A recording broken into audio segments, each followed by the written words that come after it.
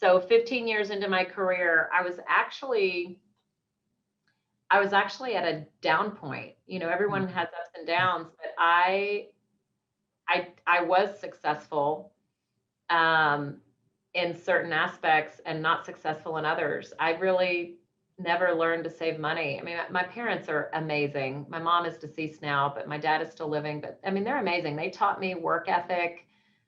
I mean, unbelievable, simple things that stick with me today that are part of my success.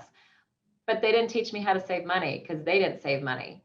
So I mean, when I was putting myself through school, I mean, if I needed more money, I just picked up a shift at the restaurant. I mean, it's as easy as that. Need money, go work another shift. I mean, so that mentality stuck with me through mortgage. Oh, if I need more money, I'll just go close another loan. I'll just go get another client.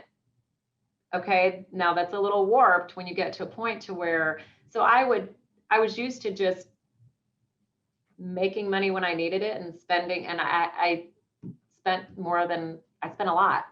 And so I had some debt, I had some bad habits around money, and it really caught up to me in 2010, or in kind of that 08, 10, and I was very successful mortgage wise. I was doing a good number of loans on the surface, but deep down, I didn't have hardly any savings. I had a little bit of savings, but not really. So what good is all this if you're not saving any money? So I was divine intervention. I truly believe in it. I crossed paths and was introduced to the core training to Rick Ruby at a seminar here in Houston. He was here locally, and was introduced to him. And that's when it all started to change. I just said, you know what? I need to sign up with these people. Against my husband. My husband was not for it at first because he was like, that's your problem. You're always trying to spend money, and it's an expensive program. It's not cheap. Right. Yeah. But they get big results. And I just said, you know what? Fernando, I need you to trust me because okay. He's like, okay, I'll give you 6 months. Like, he was grumpy about it. Like, he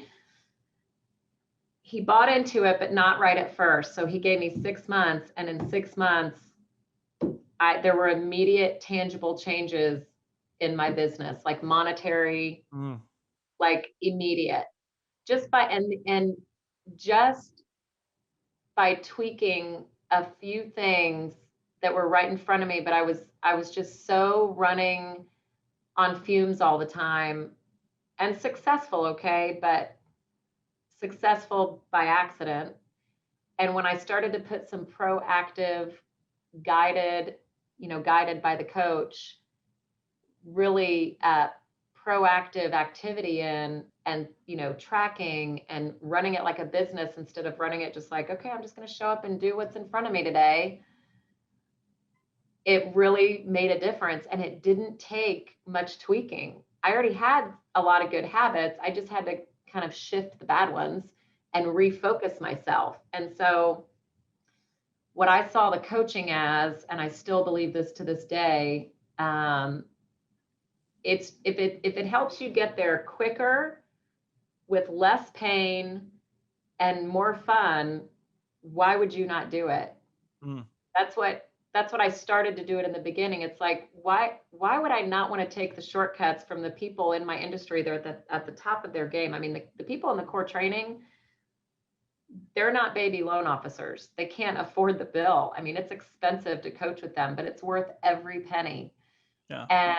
And so they're all people operating at a high level. Why wouldn't I want to be around that? Yeah. And so I started their program in 2010. And in 2 years, I made lots of milestones and just did a lot of great things. And they asked me to be a coach. They said, hey, continue coaching with us, but will you also be one of our coaches? And I was like, sure. So, I mean, that's my second job. I mean, I'm paid very well to be a coach for them. Yeah. And so it's fun, and it helps keep me accountable. And so anyway, fast forward, I'm still learning. I mean, I'm not at the top of my game. I'm always trying to get better, because things change, your team changes, the industry changes, my goodness, your clients change, everything, technology changes, and we have to change with it. And if I truly believe that if I didn't have the guidance of someone else that I know cares, I mean, of course they're accepting your money, but they really do care about you, right? Otherwise they wouldn't be a coach.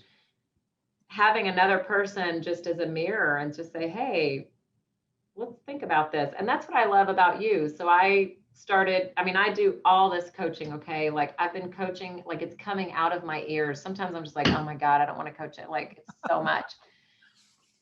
But I decided to coach with Southwestern with you. I think it's been 2 years now.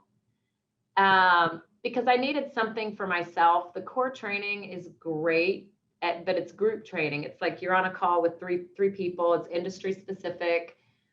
And I wanted something else that I could just have as my own, just me, For like sure. just Jennifer. Yeah. And that's when I started with you. So I'm still double coach. I'm coached by the core and I'm coached by you.